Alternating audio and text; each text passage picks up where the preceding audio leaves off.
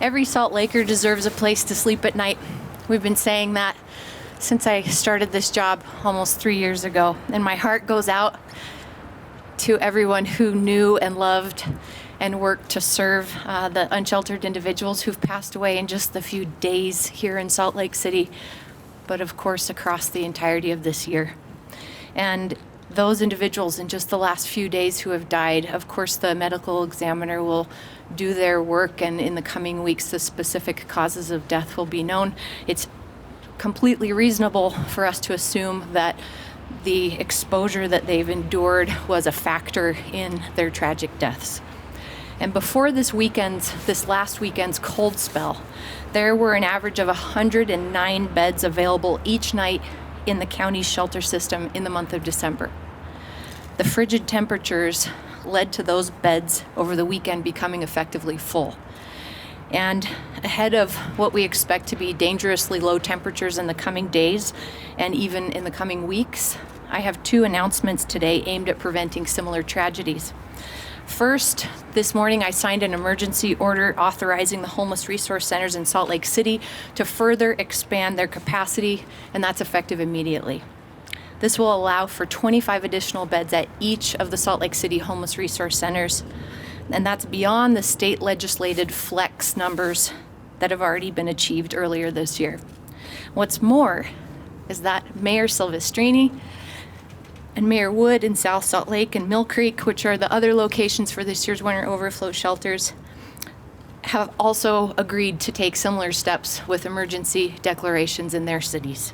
So altogether, these moves, because Salt Lake City is not acting alone, will allow our service providers the opportunity to add 95 beds as soon as they are able. We are working together in a more collaborative and coordinated way than I can ever remember, and I am very grateful.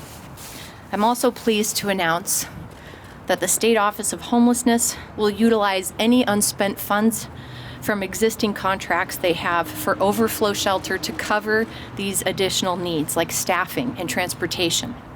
This is a tremendous and critical function, and we need it to ensure that people can not only have a place to sleep, but can get there with the transportation that's needed. It would not be possible for us to do this without the state's support. Thank you. Together, it's our hope that by enabling this additional capacity, the operators of each of the shelters will be able to offer the space that our county-wide system needs now in order to guarantee the availability of a bed for anyone seeking shelter. On my 11th day of mayor, as the mayor, I stood right there and announced the opening of the Sugar House temporary shelter. And I said then every single person who seeks shelter during the winter months should have access to a safe, warm place to sleep and the ability to connect with services. And today, which is nearly 3 years since that day, I am just as committed as I was then to ensuring that this city does everything in our power to make this a reality for our neighbors who are living unsheltered in our city. And I am not alone. We've taken unprecedented steps as a community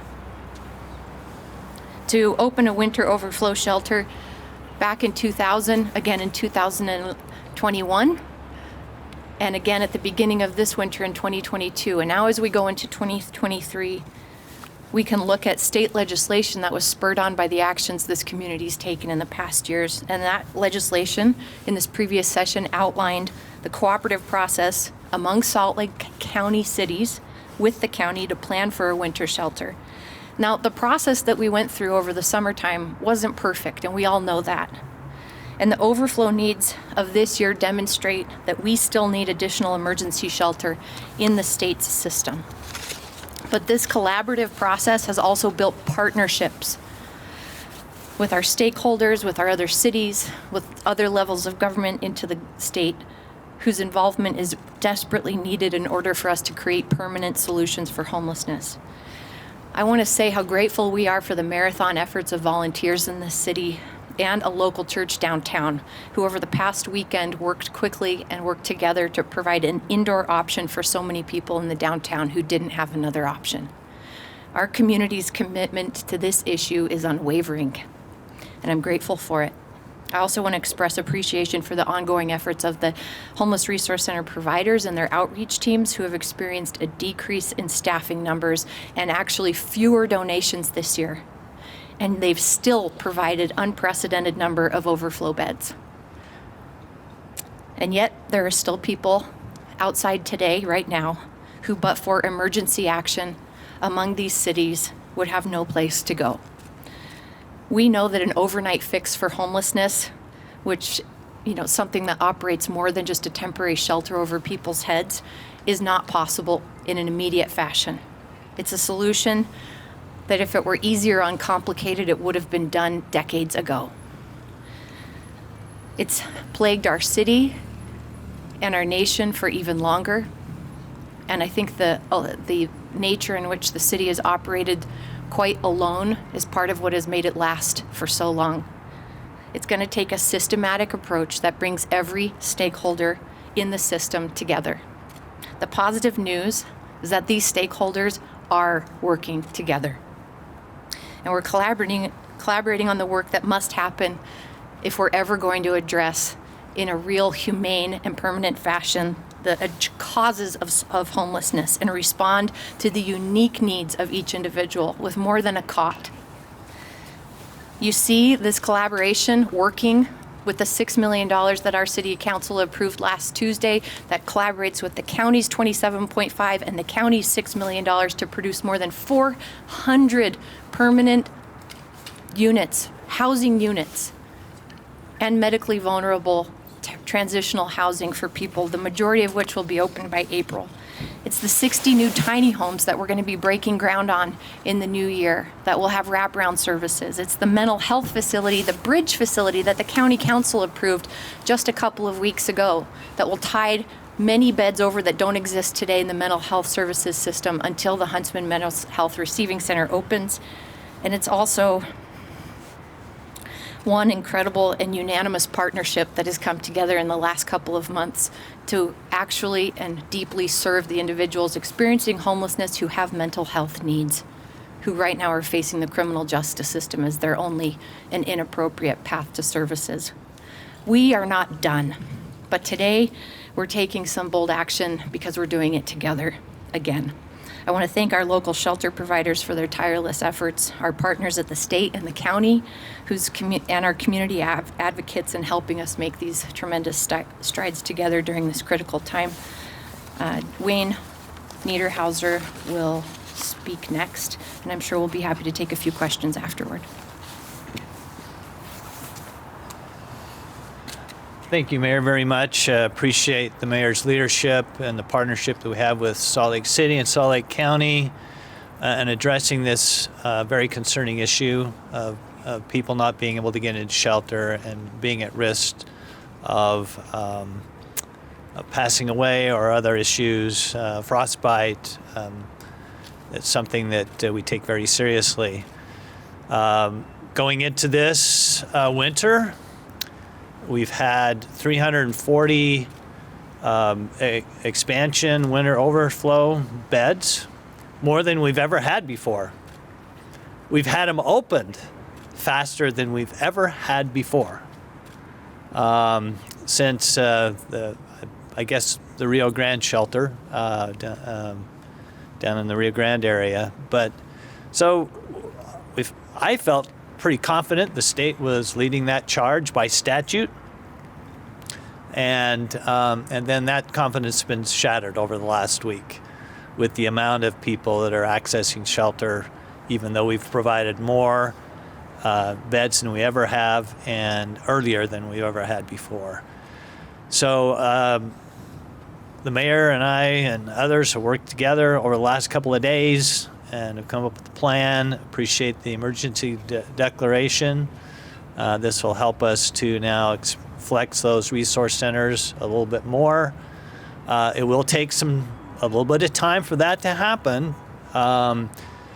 Staffing is one of our biggest issues right now.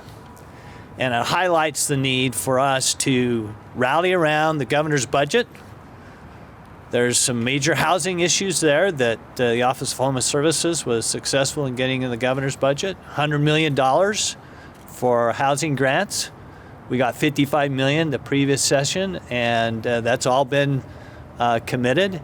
An additional $100 million will help us get more housing.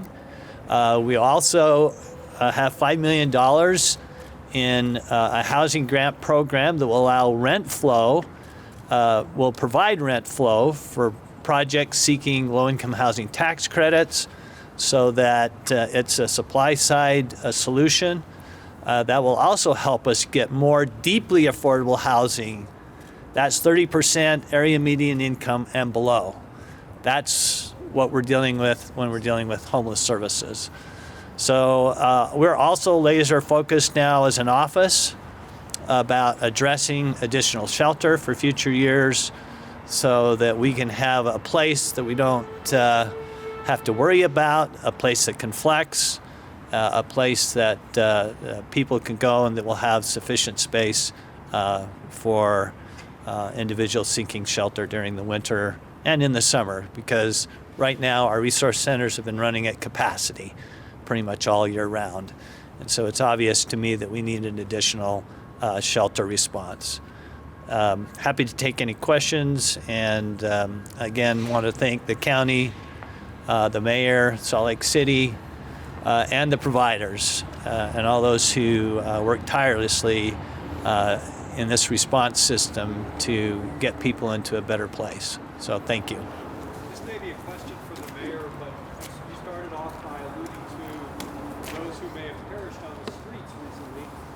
Our newsroom believes that at least 2 people may have died on the streets in the last handful of days.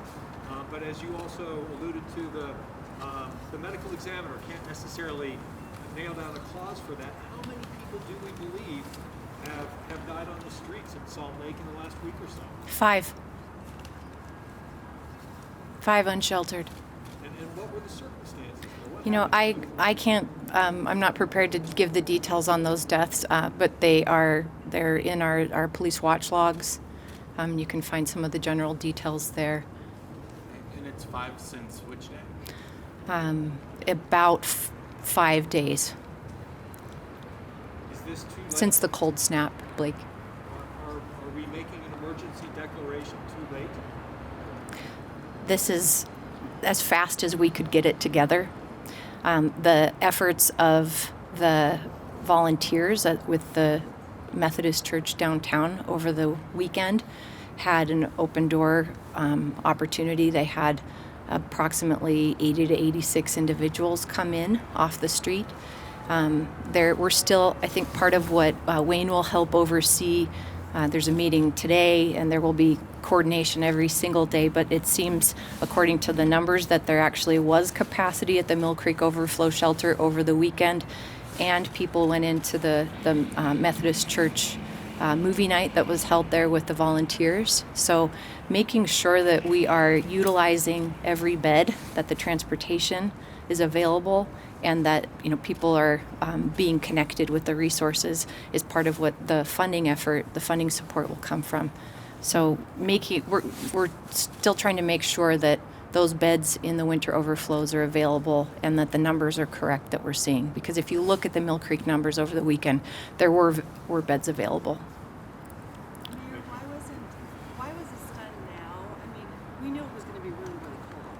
So I'm wondering why this wasn't done in anticipation of the really, really cold temperatures. I think that's a good question for Wayne also, as they oversee the plan for the county, and that's not a decision, that's not a plan that any mayor in the city, or rather in the county, no city mayor is running that plan. And because we had 109 beds available right up until the cold snap, it appeared as though there may be capacity. I'm making an assumption because, again, that's not a strategy that a city runs. I don't know if you want to say about that. We had 340 beds that we had ready for the winter. We had them open in November. We were monitoring it every week. We have a meeting every week. We'll have another meeting today on Tuesday, it's Tuesday, right? At noon. So we've been monitoring this for over a month. And we had capacity up until this last week. So it's just hard to gauge, what the response is going to be. And again, we still had a few beds that were still open, but essentially we're at capacity. And with the colder temperatures, that's when we decided we need to flex some more. And so that's when we come up with the emergency declaration idea. And it will take some time because of staffing to get to another additional 100 beds. But we'll have those 100 beds open probably in the next couple of weeks. Wayne, over the... Can I add something to that, Blake? Sorry. There have been other snowstorms since the winter shelters opened in early November, and they did not reach capacity through those storms. So as we've monitored their daily looks at the overflow system, the previous storms didn't bring them to capacity. So, but I want to mention, tomorrow night is solstice. It's the vigil for individuals whose lives have been lost on the streets, and it's a year-round issue. We're doing a temporary Band-Aid fix here. This is not the solution. Wayne knows that. The county knows that. Every mayor in this county knows that. Every human being who sees people in snow conditions with a tent and a tarp over it knows this is not the solution. We're not there. It's permanent supportive housing. It's wraparound services. It's the kind of funding that the $55 million the state put on the table and the more than $100 million the governor's proposed now should be funding. That's the solution. We're just putting Band-Aids on the problem. As of last week, only 25 of the 50 possible flex beds were open at Geraldine King. Were you able to get to that full 50 number over the weekend? We have not, and that's part of the effort that we continue to address. It's a staffing issue. It's not a money issue. We have the money.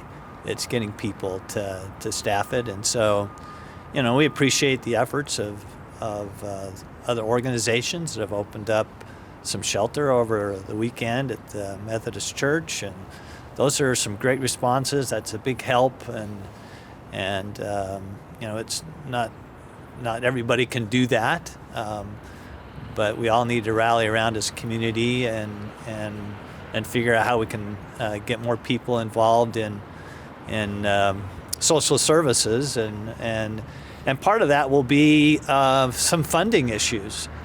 And one of the reasons, one of the efforts that I'm going to be putting forth during the legislative session is a dedicated funding stream for operations. We're going to need that going forward. And so it's a big ask, but we're going to be using all that we can, all the energy that we can muster to get the legislature to agree to some sort of dedicated funding stream. Is the goal at Geraldine King to get it up to 75 flex beds now? Yes. So if it wasn't a funding issue and it was a staffing issue and we couldn't get to 50, what are we going to do differently to get to 75? They're slowly able to get additional staffing, and that continues to grow, but it doesn't happen overnight. We're encouraging the exploration of volunteers, capable volunteers who could augment that staffing need in the meantime. That's not something that I or Andrew Johnston can direct, but we're trying to reimagine the capacity need in staffing with potential volunteers. Some of the people who are on the ground, looking in tents, looking in sleeping bags, and checking on people themselves, have been saying all week long, since over the weekend, that there was not space at the shelters, that they were very worried. They were already watching people die and finding people who were frozen to death. So I'm just wondering, were you all not told this information, or what was going on? That they've been saying this for days now, and so where's the disconnect here in terms of them telling us anyway? We're really worried. There's no shelter space. People are dying, and then here we are, almost 5-6 days later. On behalf of every city mayor in this county, I'll tell you, we don't receive that direct information because we are not running this plan. We are not running any of the shelters. And so we rely on the coordinated effort of our local homeless coordinating committee, which is a county-wide entity, which is assisted by the oversight of the state. So this information doesn't flow to mayors at the city level on a hourly or a weekend or a daily basis unless we're soliciting it from those coordinators. And should it though? I mean, it seems like there's a lot of time wasted with who's telling who and who's telling us and what's happening. In the meantime, people are dying. So is there a flaw in the process of how people are communicating here? Yeah, there's a flaw. And I said that a moment ago, that I don't think anyone thinks the way that we've gone about the process, even though it's been improved and more coordinated than it ever has in the past. Everyone's in agreement that this is not a flawless process, and that the information sharing is absolutely, from whether we're talking about specific demographics of mental health needs, youth on the streets, etc. We know there's more information sharing necessary, but the strategy, the coordination of it, I stood here 4 winters ago, 3 winters ago, 2 winters ago, saying the city's taking action without being able to say necessarily that other mayors were on board with the same action the same day. So we are improving, but the big problem with the system is that we're putting Band-Aids on it. This is not the fix. We need housing for people. And the majority of people who enter the homeless services system in this state don't come back. They get the support they need to stabilize in housing, and we don't see them again. But for this smaller portion of the population, and the even smaller portion of the population who may say no to shelter offers day in and day out, but for these very cold temperatures, the system does not serve them well enough yet. It doesn't even exist well enough until we create this permanent supportive housing with wraparound services that meets their unique needs, and we create new housing opportunities for them like tiny homes. So the system, both, we all know it needs to improve, but most of all, what we're offering people needs to improve. But it's pretty bad if people are dying. Absolutely, I absolutely, mean, it's very bad. absolutely. Mayor, you said that some of those permanent fixes are expected to come in around April. How long is this Band-Aid expected to be in place, this emergency declaration? Good question. Emergency declarations by state code only last 30 days, and then the legislative body, which at the city level is of course the city councils, can take action to extend that through their powers or let it lapse. And we've done, I don't know how many, but 16 emergency orders in my time as mayor, something like that. And many of them, for various emergency needs. Many of them have been extended by the city council. So I made this decision at an executive level yesterday, and we'll bring it to our city council when they reconvene, but they understand, and my understanding is that they're generally supportive of what I've done at this point. Wayne, are the shelters operating at capacity right now? Is there any space available? Virtually no capacity available right now. Yeah, we're running at capacity. I think the Millcreek still has about 20 beds that have not been utilized. But, there are some issues with reservations and then people not showing up, and then, then they open up those beds. And so there's a few little logistic issues that need to be addressed so we can utilize those beds more effectively. But essentially, I think we've been running at capacity. And what's being done differently to ensure that those 20 beds are full? It's a logistics issue. It's if you want to go down, maybe spend some time the weekend with community services. Community action. You can kind of see what the process is. We need to have an organized process. We've got to have order and accountability and information so that we know what's going on, and that takes a little bit of time. There's a process there. It can be refined. It can be made more perfect, but again, it's not a perfect system. It probably won't be a perfect system, but we're trying to make it as best as possible to utilize those resources that we have. Whose responsibility is it to fix a logistical issue? It's the combined effort of the coalition, the state, the city, the county. We meet every week. We know what the capacities are. We knew we knew what the utilizations are. We hadn't opened 24/7 until the 12th in the resource centers, and so it took a while for that to ramp up and have the staffing made available for that. And so the same process will follow now with this declaration and the state support with money, so that we now can get those additional beds. I just want to mention that, like, for all he just talked about of the improvements that need to happen in coordination and transportation, and when a reserve bed is finally pulled off of the reserve list, it's midnight, and how do you pull people in at that point?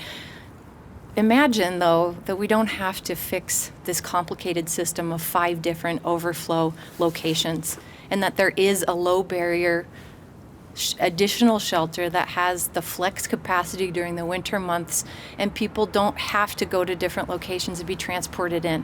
That's the real solution that I think we are all wanting, and realizing how terribly inefficient and what a waste of resources, and honestly, the worst part of all, that people's lives are being lost because the system is not working to serve the entirety of the need. Mayor, sorry, maybe this is a question for Mr. Mendenhall, but we've thrown a lot of numbers out and things, so I just want to clarify. What changes tonight? Now that 5 people have died because of the flu, what is going to change from this moment on, like tonight? What's going to make it at least better, the Band-Aid better for them? Can you go over the bed space and all that? That's what Sure. Let me go through it from a legal standpoint. When the state closed the old road home downtown, which flexed sometimes to beyond 1,100 people on a winter night, there were hard caps put in place for good reasons, so that we didn't perpetuate the situation that had just been closed with the downtown shelter. Those hard caps are 200 for the Salt Lake City ones, 300 for the Men's Resource Center. And those are fixed through the zoning and through the legal contract that the Shelter of the Homeless holds on the ownership of those buildings.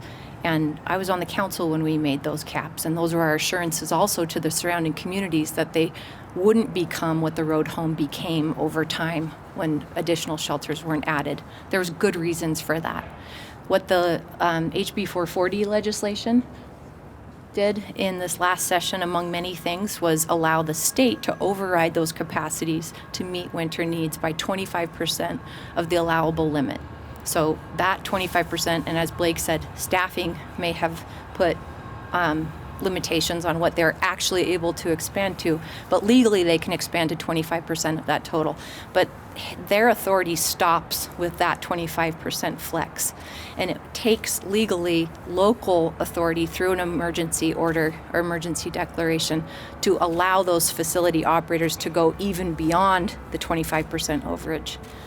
Does that help?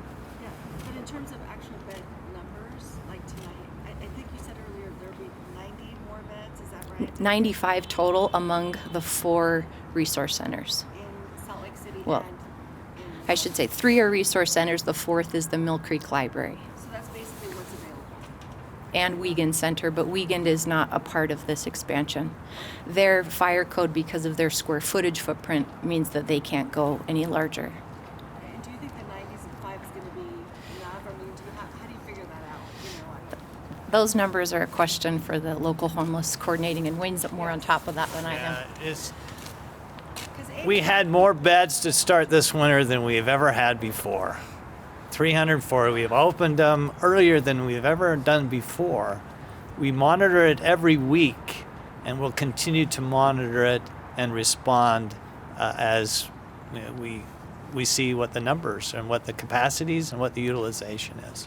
What is the one in Millcreek also full? They have about 20 beds. The report that we got yesterday, that we'll talk about at noon today, is there's about 20 beds that have been opened over the last week there.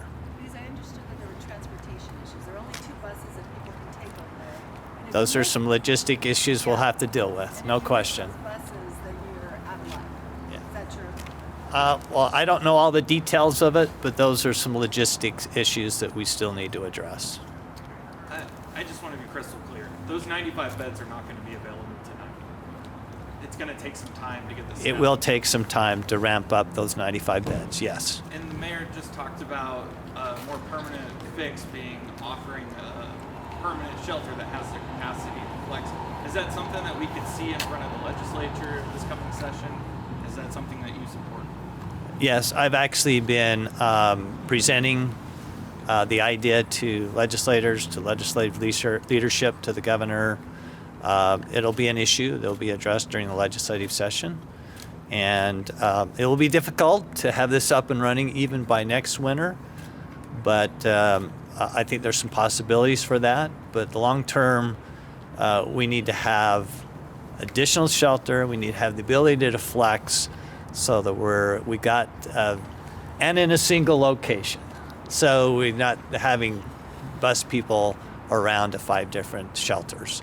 So that will all be a better system if we can address it that way. Sorry, can you just clarify the 95? Can you give us an approximate time of when that would be available? That's really a question for the service providers. They have to feel that they can operate safely. So from a security and the staffing ratio, that's not something I think that either of us know right now. But you could reach out to the shelter providers about what their capacity looks like in terms of a timeline. But clearly not tonight. That's not.